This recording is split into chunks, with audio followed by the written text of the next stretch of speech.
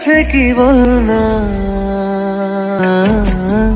মন তোর হয়েছে কি বল না, এ বুকে শুধুই যন্ত্রণা, এ বুকে শুধুই যন্ত্রণা,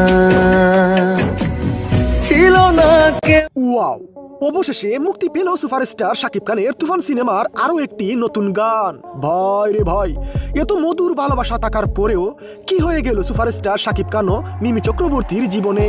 তাদের দূরত্বে থাকার কারণ একটাই, মিমি চক্রবর্তীকে মনে প্রাণে ভালোবাসলে শাকিব খান, কিন্তু মিমিটুকুই জানতেন শাকিব খান অন্য মেয়েকে ভালোবাসতেন। সেটা আড়াল থেকেই এত সহজে মেনে নিতে পারতেন না মিমি চক্রবর্তী। মন তোর হয়েছে কি বল না, মন তোর হয়েছে কি বল না, এ বুকে শুধুই যন্ত্রণা, এ বুকে শুধুই যন্ত্রণা।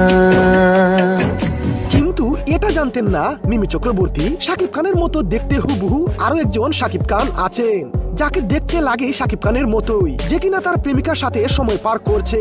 তাই ভুল বুঝে শাকিব খানের সাথে সম্পর্ক ছিন্ন করলে মিমি, শাকিব খান তখন মন থেকে অনেক কষ্ট পান। শেষে নিজের ভুল বুঝতে পারেন মিমি চক্রবর্তী।